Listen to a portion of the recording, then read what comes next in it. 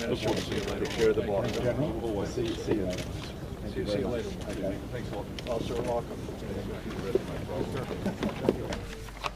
And I think you're aware of who General Nicholson is, but for those of you who traveled with me, if you've not seen him before, this is the NATO commander here of the international operation that's been going on for years.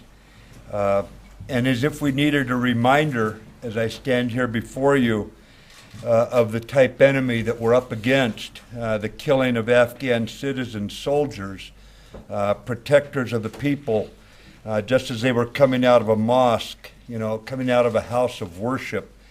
It certainly characterizes this fight for exactly what it is. These people have no religious foundation. They are not devout anything, and it shows that why we stand with the people of this country against such heinous acts perpetrated by, the word gets used often, I think too often, but this barbaric enemy, and what they do kind of makes it clear to me why it is we stand together. I met today with President Ghani. I'd seen him in Europe about 2 months ago, ladies and gentlemen, and here we had another focused discussion here in Kabul as we worked to align our efforts. I thanked him for his warm welcome, and it certainly was that with him and his leadership, for his personal leadership in the midst of very, very difficult times, and for the inclusive approach of this unity government with Chief Executive Abdullah, who was also in both our private meeting, the President and I, also in the larger meeting between our delegations. We discussed his initiative to make the government of national unity more responsive to all of the Afghan people, and we all recognized the challenges to this government and to that effort presented by enemies of the Afghan people who refused to renounce violence. As you know, President Trump has directed a review of our policy in Afghanistan as the new administration takes hold in Washington. This dictates an ongoing dialogue with Afghanistan's leadership, and that's why I came here. Talked again with President Ghani, with his ministers, and heard directly and at length from the NATO commander, General Nicholson, and in order to provide my best assessment and advice as we go forward, advice to the President, to NATO Secretary General, and all the troop contributing nations with whom I coordinate and collaborate. Our NATO commander, General Nicholson, is one of our most experienced officers in the field, also one of our most serious strategic thinkers. The teamwork that we enjoy here between the Afghan government, our diplomats, and our international military contingents has reached very, very high levels of partnership. In a word, I found it impressive. Within the new American administration, of course, our review in Washington is a dialogue with Secretary Tillerson and the President and his staff in the White House. And I'd say that we're under no illusions about the challenges associated with this mission. 2017 is going to be another tough year for the valiant Afghan security forces and the international troops who have stood and will continue to stand shoulder to shoulder with Afghanistan against terrorism and against those who seek to undermine the legitimate United Nations recognized government of this nation. If the Taliban wish to join the political process and work honestly for a positive future for the Afghan people who have suffered long and hard, they need only to renounce violence and reject terrorism. It's a pretty low standard to join the political process. But those are my impressions of what I was doing here during these hours that I've been here on the ground, and I can take any questions that you might have. Got a couple minutes for questions. Helene, go ahead, please. Thank you, both of you, for doing this. I'd like to ask both Secretary Mattis and General Nicholson whether it's your assessment that the Haqqani network was behind the Afghan base attack last week. Also, do you think that the Haqqani network may have also played a role in the hospital attack last month, and whether you see any contact underway between ISIS and Haqqani here in Afghanistan?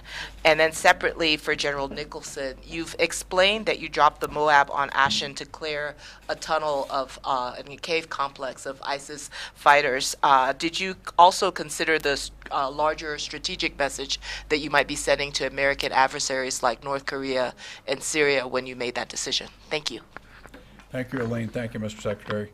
Well, first, let me take the second question first. The Secretary has talked about the strike we conducted in Achin last week. I really have nothing to add with respect to that.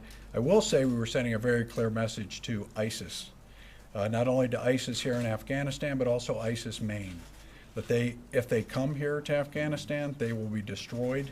In keeping with the Secretary's intent, they will be annihilated. And so this continuing pressure we're putting on ISIS is achieving that effect, and we're going to keep it up.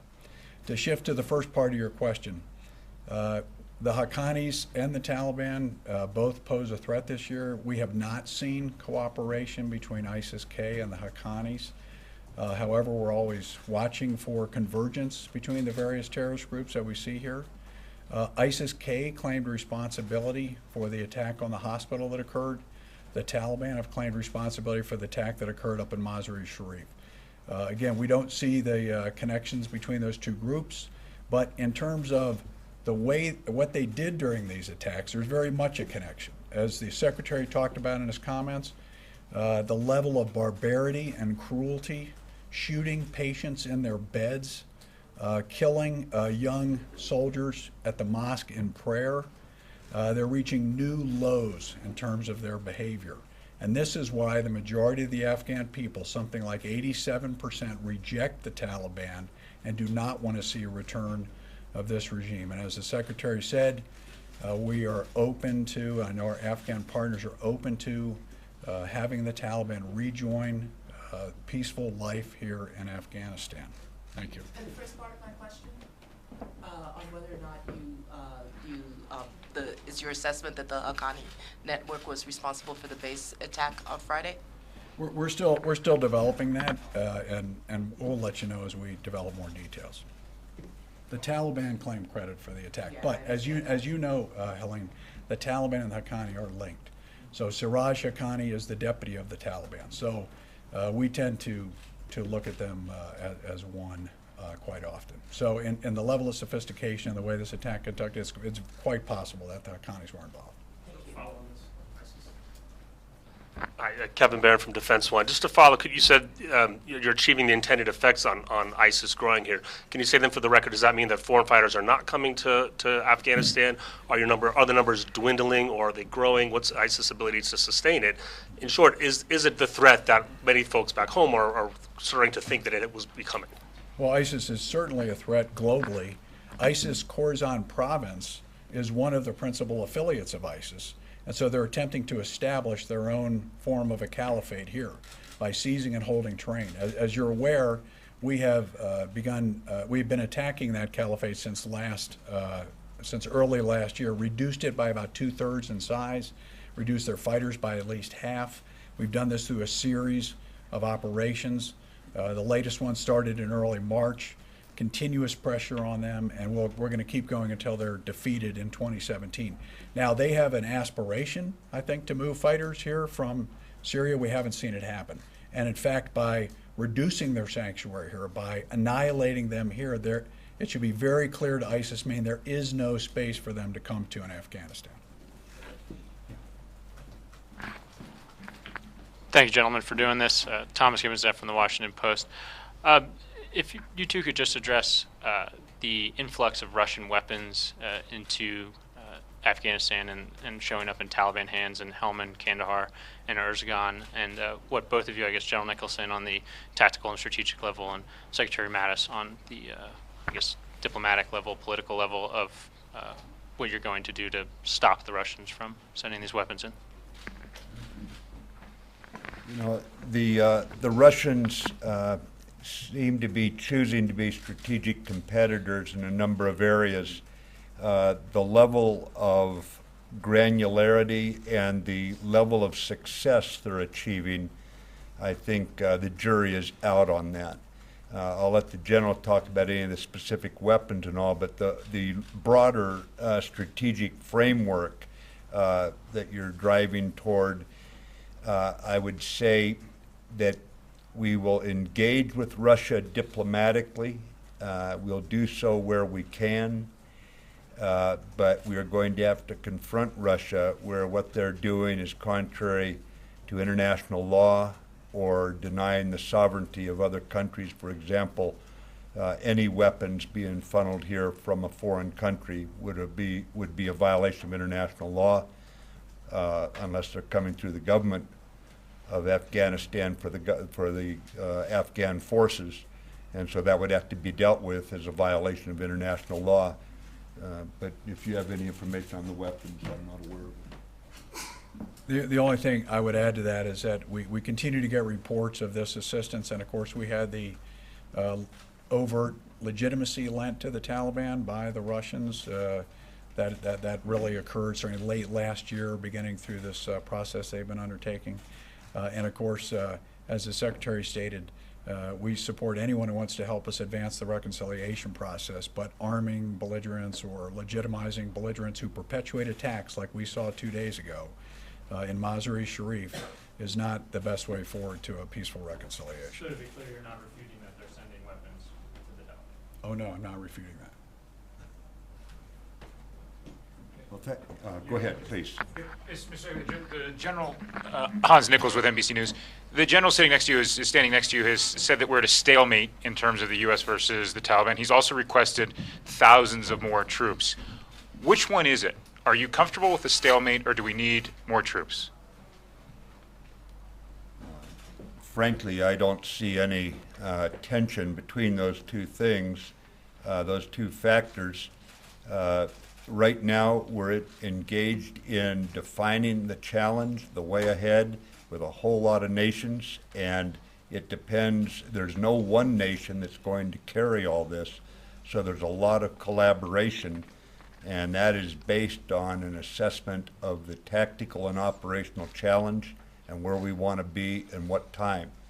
So I'm not going to get into how you would characterize it in one word, but we are going to address that situation and move forward together against the terrorists. And that is exactly why we're meeting now.